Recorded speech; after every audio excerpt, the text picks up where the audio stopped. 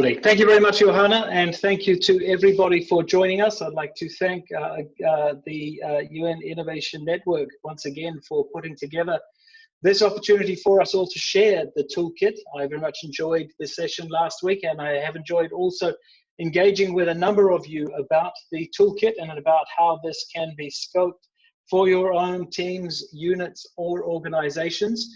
And I look forward to further communicating with many more of you as we move through the next 4 or 5 weeks, examining elements of the toolkit under this SPACE framework. And of course, the SPACE framework, the start of that is strategy, which is what we're going to be looking at today. First, however, the toolkit address, for those of you who have not yet taken part or undertaken the toolkit, please do have a look at the session from last week where I ran through the online diagnostic tool as well as the profiles and the modules of the of the toolkit, so that you are able to get an understanding of not only the tools that are available, but also the benefits that exist for the use of this diagnostic. The fact that you are able to come back to this diagnostic over time after undertaking interventions around innovation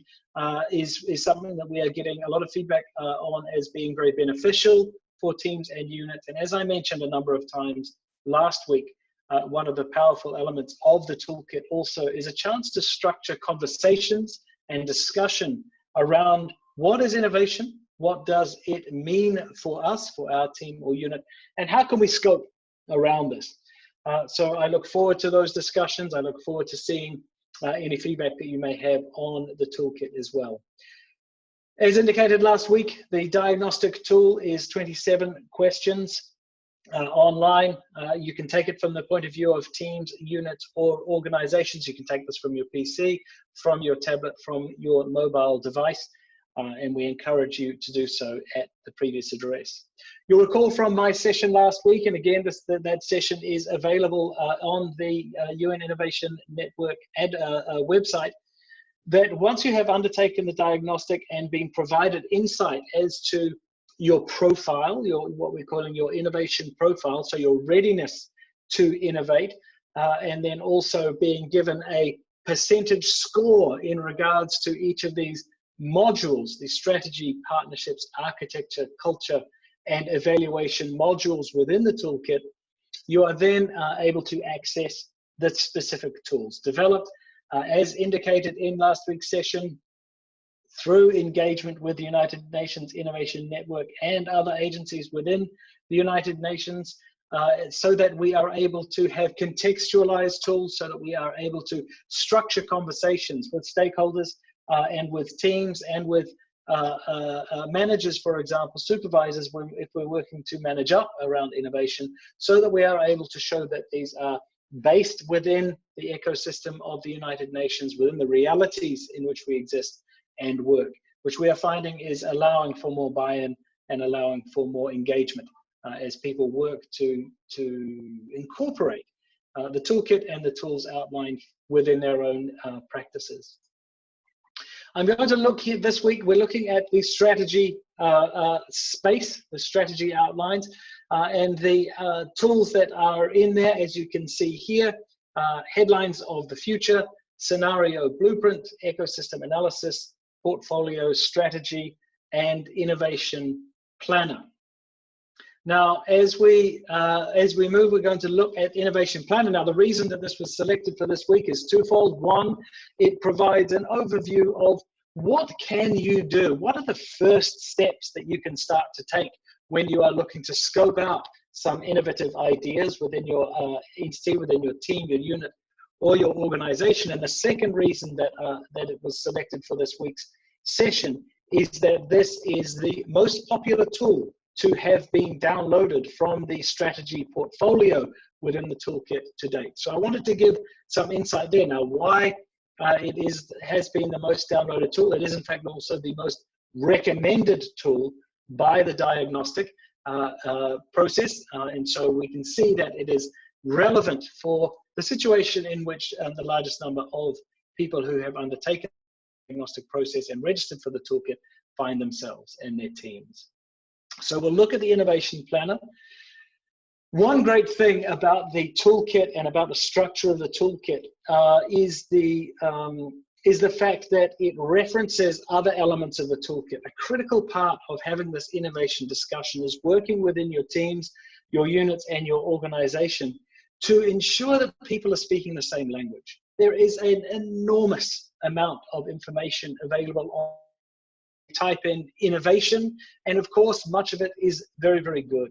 What we're looking for, however, is consistency.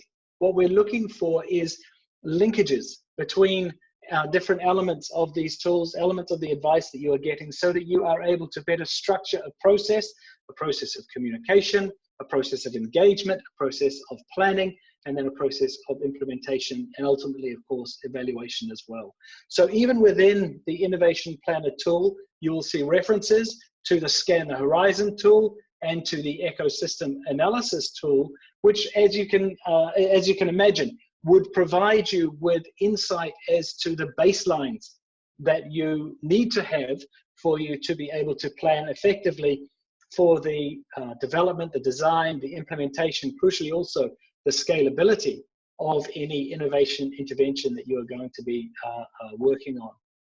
Then you will see here, it leads also into analysis, because what we do see, and this is highlighted in the session that we had last week, what we do see is that oftentimes, even if teams, units, organizations can plan, can utilize data, insight, and statistics into their planning, their innovation, and implementing it, where people are falling over, where the ball is being dropped, is through the evaluation and the reporting and the sharing of ideas phase and lessons learned phases. So you will see that this is kind of a life cycle that we're seeing here, and the relevant touch points are highlighted even within the Innovation Planner tool. So just to have a look, the overview of the Innovation Planner, there is, it highlights the fact that vision and articulation are important. It does highlight, however, the fact that oftentimes we have good ideas, people have good ideas, teams have good ideas, but then it stops there. How do we work as a team, an organization? How do we lead? How do we follow to develop this innovation and to implement this in a life cycle approach? We need to get into impact, because doing so allows us to increase engagement, buy-in, capital, social capital, for example. And what we're seeing also is having this innovation planning, having the data that this innovation plan tool allows you to identify, or pushes you to identify, allows you to manage up more effectively when you are working to find buy-in. It allows you social capital better with other agencies, with external and internal stakeholders, and critically also for the UN, critically also, as you will understand, it allows you to have discussions across functions and across these silos, which everybody talks about, everybody tries to ignore. But it does allow you to start having those conversations, because it shows that you have this information, you have developed these baselines, and you can speak from a position of knowledge, from a position of power. So there are 4 tools in here to identify the first step of 4, to identify your current and your planned innovation projects. This is a scoping process, because again, we see that a lot of teams and units have a lot of innovative ideas perhaps. This allows you to start scoping in and identifying which ones have the most potential. It encourages you to outline timelines for your project, articulate your resource needs and your projected outcomes, and then analyze this whole plan that you have together to discuss this plan. Again, this tool allows you to have these discussions, structure these discussions. It allows you also, as you'll see as we move through these steps, it allows you to identify roles and responsibilities, both internally and externally, if you're working to bring in external stakeholders, if you're working to share insight, if you're working to develop buy-in, for example. It allows you to structure that process much easier. The first step, to go a little bit deeper, is to identify the current or planned innovation projects. And you will see within the tool and within the toolkit itself, if I switch out to the toolkit itself, we access the innovation tools. This is our strategy outline here. If we click on Innovation Planner, whoops, and we click to download the tool, you will see here that there is all of this information about the steps that you will take. You can see that there are step-by-step guidance as you utilize this tool, and critically also available for download. Yes, as a PDF, but available for download for you is this innovation inventory worksheet. So you are able to take this insight and this experience, and you are able to contextualize this with your teams, with your units as you move forward. So you use this innovation inventory worksheet to list your goals, to list the barriers that may exist in that. And this is, again, one of these areas of linkage that we see within the toolkit, is that specifically in the headlines of the future, this visioning tool, which is also included in the toolkit, free to you to use at un-innovation.tools. It has the processes and the practices that you need to go through, or you can go through with your teams or your units, to undertake this process, to list your innovation goals, to identify what are the barriers, why are these barriers. So you can see how these tools have been developed to go hand in hand, to build, to link to each other as we work to develop a common language and a common set of processes which can build ultimately to implementation and to growth, and to ultimately making innovation the new normal. So you list your current or planned projects. You ask about these projects. You are pushed within this worksheet to ask, what is the alignment like here between our goals, between that we've identified, between, you know, what is the linkage of these innovative goals or barriers to the larger context that we are working in.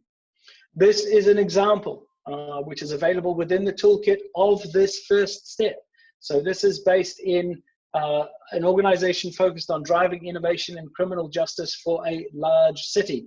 The organization's innovation efforts center on two goals: reduce recidivism in the city by 30% in 3 years, and to increase predictability in sentencing for non-violent crimes. So you can see from this process, and this is the example that's built into the tool, it outlines with you how you can structure this conversation within your team, how you can start to prioritize moving ahead.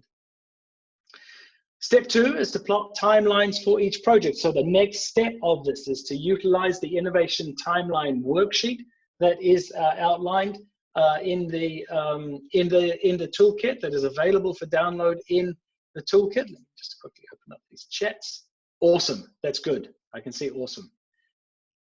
Okay, this is all good. I was just seeing if there were any specific questions related to where I was, but that's okay. So step 2 is the innovation timeline worksheet, another worksheet so that you can structure this process. You can share this with diversified teams, with geographically dispersed teams, as increasingly we all are these days within the United Nations. I, for one, have been working from home for the past 5 weeks here in Turin, and you know, this is an important part of this process, to have structured engagements that we're able to utilize when we're working with teams. But anyway, we can use the innovation timeline worksheet to list the goals and projects. So we take this first step, we build that into the second step, and we work to identify, when can we start this? What is the targeted start? What are the major milestones that we're going to be looking at here? When we talk about milestones, of course, we're talking about what are the low-hanging fruit that we can identify so that we can increase buy-in, so that we can share stories of success, so that we can work to analyze process and procedure within the teams, and work to pivot if we need to, analyze if our goals worked, why did they work, why did they not work, why did we expect this to happen, when we expected it to happen, and did that meet our expectations? So all of this, again, an opportunity to communicate, an opportunity to scope, an opportunity to contextualize, is built into this worksheet, built into this tool. And as it says there in the bottom, this is your opportunity to be agile. This is your opportunity to be iterative. So you can start to really think about, what were those plans that we had? What were the goals or projects we'd identified in our innovation inventory? And what were the timelines that we had expected? What worked, what didn't, How can we adjust? How can we scope? How can we contextualize? Again, within the toolkit, so that you are able to envisage this, so that you are able to envision this with your teams, with your units, as you work to gain buy-in, as you work to communicate with stakeholders, as you work to communicate with communities in which you are working. For example, there are these examples for you to model your planning, model your behavior on. And I would recommend that you go through and you read each of these examples in step, so that you can envision the entire process and start to analyze what is doable within my team, what is scopable within my team or my unit, or even within myself as I work to scope my innovative idea. The third step, articulate your resource needs and your projected outcomes. Again, another worksheet which builds from the previous worksheets that you have already worked on. An innovation resources worksheet, identifying the required human, financial, and material resources that you may require. And critically too, this is a really interesting start point that you can have discussions about, particularly when we're engaging up, when we're working to manage up and create buy-in up with our projects, because a lot of times the decision-making process is based on financial resources. And a lot of the pushback relates to whether there are financial resources available or required for this project, for this innovation. And if you can work with the innovation resources worksheet to identify, in a better scoped manner, what this may look like, but also if you can work to identify what stakeholders do we in fact have that may be able to avoid duplication of the requirement of resources, or maybe able to offer in-kind resources, or maybe able to be brought into this process so that you're able to engage better around what is required. This allows for buy-in when we're having these conversations, when we're looking for champions, when we're looking for support.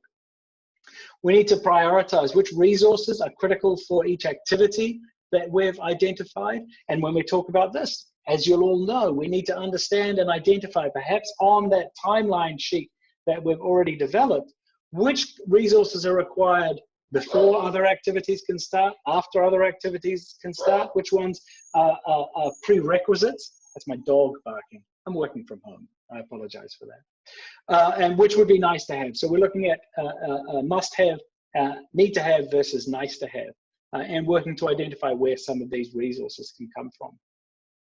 We need to identify between what actual resources we require versus which ones we simply have just built in. It's a chance for us really to analyze what is required for us to achieve impact, to achieve what we want to get out of this. We also look at timelines. We look at when the resources will be needed. If we're piloting an innovation process, and again, there are tools around the piloting process, around the planning for that.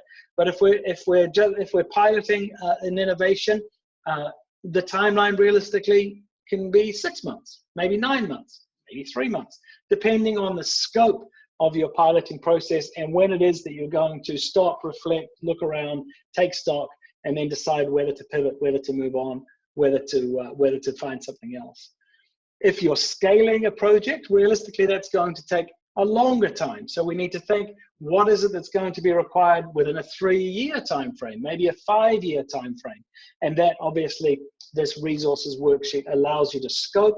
And again, if we're looking for champions, if we're looking for support, if we're looking for financial capital, social capital, buy-in for these things, if you can go to stakeholders and if you can start conversations from a position of having data, statistics, resources, planning in place, that will allow you to push further towards getting this buy-in that you require.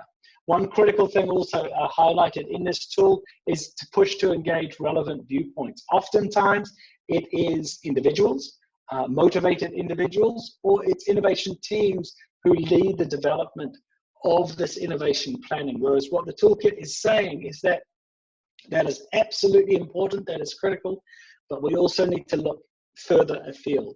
We need to look for diverse viewpoints, internally, externally, after examining stakeholders, and there are tools within the toolkit as well in regards to identifying stakeholders and potential partners in your innovation journey. And so it's critical that you start to bring in that those viewpoints so that you're able to plan more effectively. This is step 3 in action. So you can see here, we have seen what are the human resources that are required. We've identified what are the financial resources that are required, what are the material resources that are required. And then critically also here, we're talking about what are the outcomes, the envisaged outcomes of this innovation intervention, again, so that we're better able to plan, but also so that we're better able to communicate and work to create buy-in with a diverse range of stakeholders. The 4th step is to analyze the completed innovation inventory, roadmap, and the resource template. So it's a chance to step back, because as I've indicated, each of these elements builds on the previous one. You should be able to stand back. I personally would recommend having it on giant sheets on the wall, whether it's A3 or bigger if you can, so that you are able to stand back, so that our visual learners, our people who are encouraged to engage through their visual visual engagement, are able to make those connections, to draw even the connections, whether it be with string or whiteboard marker, whatever it is, so that you can see logical flow, so that you can test assumptions, so that you can challenge what you had considered at the innovation inventory stage versus what you had scoped out to during the resource planning stage. So a chance for you to step back with your team, to communicate, to reflect on this planning journey, and really to start to scope and continue at least to scope and contextualize. The case study that is incorporated into this and is referenced throughout the tool, and again coming back to the toolkit in general, each of the tools has a UN example, a UN case study built in, is the UN Conference on Trade and Development, examining their youth action hubs. There is also extra resources available. Again, if I skip back to the tool, you can see as we flow through, these are the examples that I've shared with you today in a structured process. You can see the UNCTAD case study. You can examine. Sorry. Yeah. Sorry, just interrupt. In case you were hoping to share the actual website with the toolkit on, we're still on the PDF, on the PowerPoint. Curses! I apologize profusely. No worries. Let me. No, thank you for that. Let me share that. It's there we go. How's that? Perfect. Thank you. My apologies, everybody. So again, this is the toolkit. This is the references that I have been showing, and again, this is the chance for you to engage in a structured conversation with teams to find gaps. But this here is the case study at UNCTAD that was developed in coordination with UNCTAD, and you can see here you've got evidence of how this has worked. You've got key touchstones and representations from people who were involved in this as to what was the reality that they experienced. You've got communication options here so that you can engage with these people who have worked on this process and that you are able to ask for further information if need be. So that's one of the beauties of the toolkit as well. Let me swing back to sharing my other screen, which is here. Okay, so that's step 4.